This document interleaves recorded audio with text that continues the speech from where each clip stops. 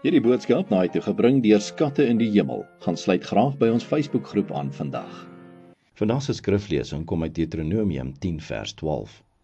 En nou Israel, wat eis die Here jou God van jou, as net om die Here jou God te vrees, in al sy weë te wandel en hom lief te hê, en die Here jou God te dien met jou hele hart en met jou hele siel. Vandag se boodskap is getiteld Spookdorp. 'n Stormloop na goud wat in die 1970s begin het Boa Vista in Brasilië op die rand van een van die wêreld se rykste goudvelde gesit. Dit het alles verander toe die goudmyne gesluit was, want regeringsamptenare het gesê die mynwerkers het die reënwoud vernietig en kook in die riviere gepomp. Daar was gewere en siektes wat duisende plaaslike inwoners doodgemaak het.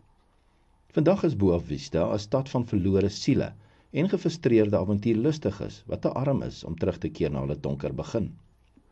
Dit was soos God se mense wat in ballingskap was in Babylon.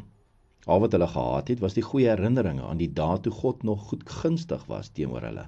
Jerusalem was in pyn, omdat 'n geseënde volk die swakkes uitgebuit het, nie omgegee het vir die land wat aan hulle toevertrou is nie, en maar net deur die tradisies gegaan het om God te aanbid. Die profeet Nehemia het bely, waar hy sê in Nehemia 1 vers 7, ons het baie verkeerd gehandel teenoor u, en ons het die gebooie en insettinge en verordeninge wat u aan Moses u knegt beveel het, nie gehou nie. God het sy volk te lief gehad om hulle te laat voortgaan om hulle self en ander seer te maak. Deur om hulle in Babylon as gevangene te hou, het hy hulle gehelp om te sien wat kan gebeur wanneer 'n geseënde volk God uit die prentjie uitlos. Hy sal doen wat nodig is om ons te help om dit ook te sien.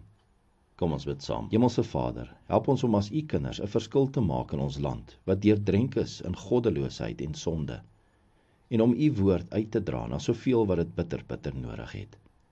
Ons bid dit in Jesus se naam. Amen.